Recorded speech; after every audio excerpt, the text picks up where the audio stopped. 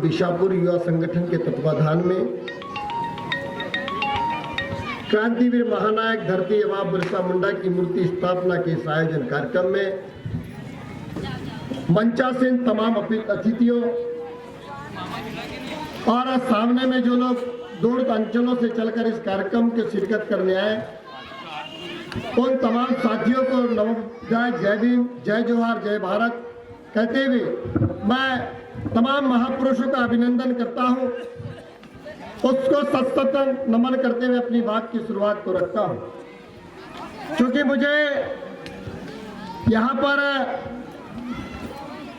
और भी अधिवक्ता साथी है, लेकिन मुझे जिम्मेदारी से इस बात को रखने को कहा गया है, इसलिए मैं जिस बात को आपके बीच में बोलना चाह रहा था, उस बात को न कहते हुए जो जिम्मेदारी मंच ने मुझे सौंपी है, उस जिम्मेदारी को मैं कुछ हद तक निभा पाऊं, इसलिए वो बात को आपके बीच में रखना मेरी नैतिक जिम्मेदारी है। डॉक्टर बाबा साहब अम्बेडकर ने इस देश के अंदर में भारतीय संविधान की रचना की।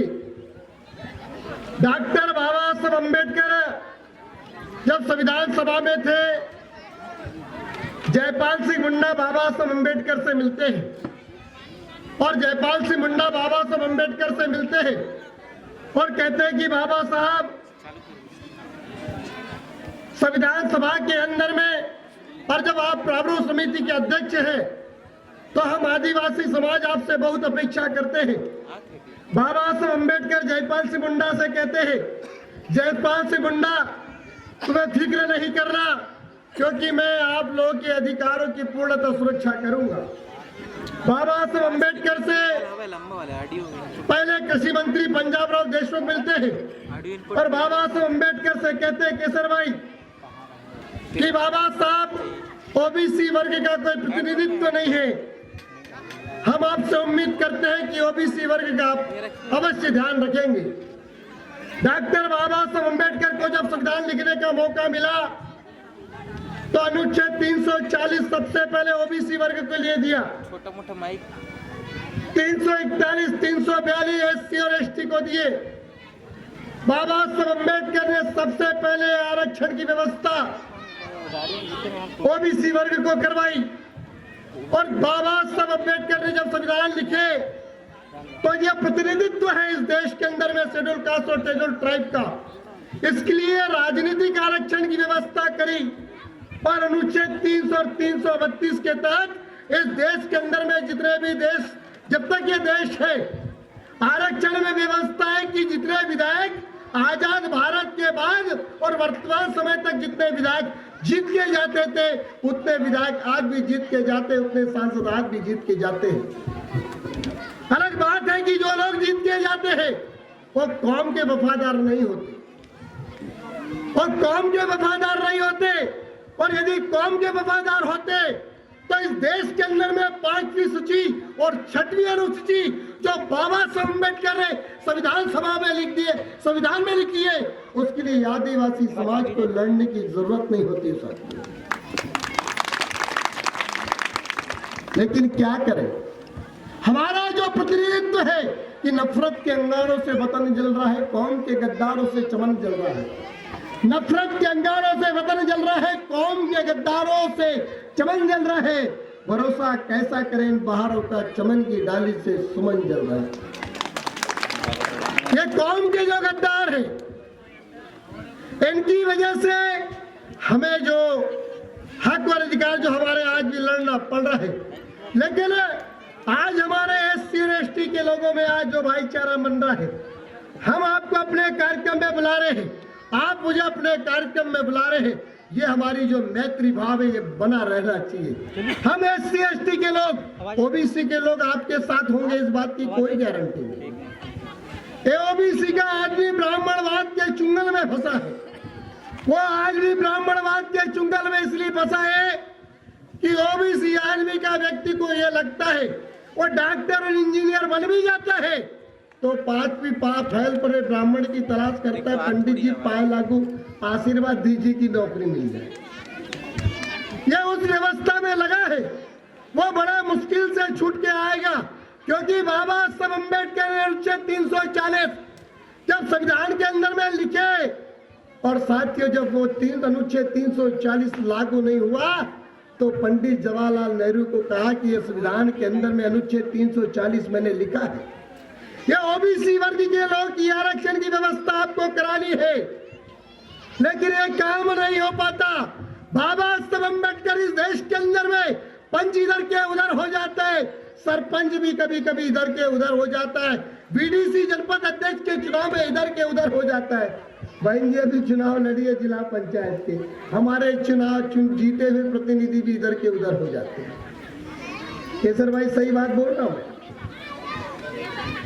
आपके जब चुनाव जिला पंचायत का अध्यक्ष का चुनाव हुआ तो आपके भी पार्टी के बहुत सारे लोग इधर के उधर हो गए। तो ये व्यवस्था जब इधर के उधर हो जाते हैं, डॉक्टर बाबा साहब अम्बेडकर ने आरक्षण की व्यवस्था कराई और पंडित जवाहरलाल नेहरू से कहा ये ओबीसी वर्ग के लोगों के लिए मैंने जो आरक्षण की व्यवस्था कराई है इसको लागू करना पड़ेगा। लेकिन ये बात पंडित जवाहरलाल नेहरू समझ नहीं पाते और आखिर में क्या होता है, ओबीसी वर्ग का उस वक्त का जो समाज था वो बाबा साहब को अपना महापुरुष नहीं मानता था, वो वल्लभ भाई पटेल को मानता था। वो ओबीसी वर्ग का व्यक्ति अपने आप को स्वर्ण से ज्यादा बड़ा बनाता था, वो ब्राह्मण से ज्यादा बड़ा अपने आप को साबित करने की इसमें लगा रहता था कि बाबा साहब की बात को नहीं मानता था। पटना के अंदर में बाबा साहब अम्बेडकर को बुलाया जाता है, बाबा साहब अम्बेडकर मंत्रिमंडल से त्याग पत्र दे देते। पटना के अंदर बाबा साहब अम्बेडकर को बुलाया जाता है। जब पटना के अंदर में बाबा साहब अम्बेडकर को बुलाया जाता है तब लोगों को पंडित जवाहरलाल नेहरू को लगता है कि ओबीसी वर्ग के लोग बाबा साहब को बुलाने लगे हैं, बाबा साहब को मानने लगे हैं। ये ओबीसी वर्ग का समाज जिस दिन जाग जाएगा तो मैं 3% का जो ब्राह्मण हूँ ये देश का मैं कभी प्रधानमंत्री नहीं बन पाऊंगा। इसलिए क्या करते हैं, उन्हें काका काले कर एक आयोग बनाते हैं, काका काले कर आयोग बनाते हैं। काका काले कर आयोग जब बनता है वो अपने 65 स्पष्टों की एक सूची पेश कर देता है कि इस देश के अंदर में ओबीसी वर्ग की जनगणना इतनी है। साथियों काका कालेकर की जो सूची है वो टोकरी में डाल दी जाती है, उसके मेरे हाथ में होता है 77 के अंदर में जनता पार्टी की सरकार आती है। जनता पार्टी की सरकार आती है, बहुत सारे समाजवादी लोग अम्बेडकरवादी लोग जाते हैं और ये करते हैं कि आप जो अनुच्छेद 340 को लागू करना चाहिए। लेकिन साथियों जनता पार्टी की भी सरकार चली जाती है। उसके बाद में उस वक्त मोरारी भाई देसाई विंदर सिंह प्रधान मंडल की अध्यक्षता में एक मंडल कमेटी बनाते हैं और उसके बाद सरकार चली जाती है। उसके बाद में इस देश के अंदर में माननीय कांशीराम साहब 1984 के अंदर में एक बहुजन समाज पार्टी बनाते, SC ST OBC के लोगों के लिए पार्टी बनाते। वो ऐलान करते हैं जिसकी जितनी संख्या भारी उसकी उतनी भागीदारी, मंडल आयोग लागू करो वरना कुर्सी खाली करो। ये नारा मान्यवर कांशीराम जब शुरू करते हैं 89 के अंदर में सरकार जब आती है, वीपीसी की सरकार आती है और वीपीसी की जब सरकार आती है इस देश के अंदर में भी ओबीसी के लोग तो जीत के जाते हैं, बहुजन समाज पार्टी के बीचों सांसद जीत के जाते हैं। जब संसद के अंदर में हमला करते, संसद में आवाज उठाते 1992 के अंदर में जब ओबीसी वर्ग को 26% आरक्षण की व्यवस्था की जाती है तो साहू जी बिसेन मैडम जैसे समाज के लोग बाबा साहब अम्बेडकर की मूर्तियां तोड़ते हैं। ये कोई काम नहीं करते, ये मूर्तियां तोड़ते हैं। और एक आपको बता देना चाहता हूँ 1992 के दरमियान में 26 जनवरी के दिन काला दिवस ओबीसी के वर्ग के लोग मनाते हैं। बाबा साहब ने इनको आरक्षण की व्यवस्था दी, 26% आरक्षण की 27% आरक्षण लागू हुआ। उसके बाद भी ये बाबा साहब के पुतले जलाते और संविधान के विरुद्ध में 26 जनवरी 1995 के अंदर में देश के अंदर में 26 जनवरी को मनाने नहीं दिया जाता। जब लोगों में चेतना जागती है, जब चेतना लोगों में जागती है तब जाके अब आरक्षण की मांग करते हैं और इस देश के अंदर में अब बाबा साहब अम्बेडकर की जयंती मनाने का कार्यक्रम करते हैं। अब लोगों को लगने लगा है कि इस देश के अंदर में अनुमंदवादी व्यवस्था की सरकार चल रही है, हमारा प्रतिनिधि चुन के जीत के जाए जरूर, पर एमपीने वाले लोगों की सरकार चलती है कि एमपीने वाले जैसा चाहते वैसा होता है। इसकी वजह से साथियों ये देश के अंदर में काम हो रहा है। अभी हमने बहुत सारे लोगों को देखा है, हमने ये परिचर्चा का समय नहीं है, ये परिचर्चा का विषय इसलिए है कि हमारा प्रतिनिधित्व सही नहीं होता, जब हमारा प्रतिनिधित्व बिकाऊ हो जाता है तो क्या करोगे साथियों? बिरसा मुंडा की हम महामूर्ति बैठा ले, आज उसकी स्थापना है, आज उद्घाटन करने के लिए बिरसा मुंडा 24 साल की उम्र में क्रांति करते। क्या क्रांति करते? अंग्रेजों से भिड़ने का काम। इस प्रकृति के अंदर में आदिवासी समाज का कोई व्यक्ति यदि तीर और धनुर्बाण से और तबों के सामने खड़ा होकर यदि जंग लड़ता है, उस कौम के लोग हमें और उसका कोई आबा है, उसका नाम है क्रांतिकारी बिरसा मुंडा। साथियों, हमने जो जंग लड़े, हमारी कौम ने जो जंग लड़ी है, जंग कैसे लड़ी है? हमने धनुष से जंग लड़ी है, हमने तीर कमान से जंग लड़ी है। हमने इस देश के आबाओं के, इस देश के अंदर में आदिवासी लोगों ने नंगे आधे कपड़े बदन में रहकर जंग लड़ी, स्वाभिमान की जंग लड़ी है। बिरसा मुंडा ने स्वाभिमान जगाने का काम किया। क्या किया? कि आपको अंधविश्वास से दूर करने का काम किया, आपको संदेश दिया कि आपको दारू नहीं पीना है, आपको आडंबरी नहीं करना है।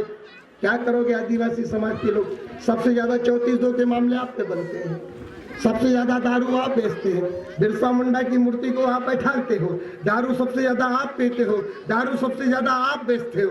कैसा बिरसा मुंडा का कारवा बढ़ पाएगा? कैसा बढ़ पाएगा? आज आपको प्रतिज्ञा लेनी पड़ेगी। हम बिरसा मुंडा की मूर्ति के बस के साक्षी मानते हैं कि आज के बाद हम शराब न बेचेंगे न पिएंगे। ऐसी प्रतिज्ञा लोगे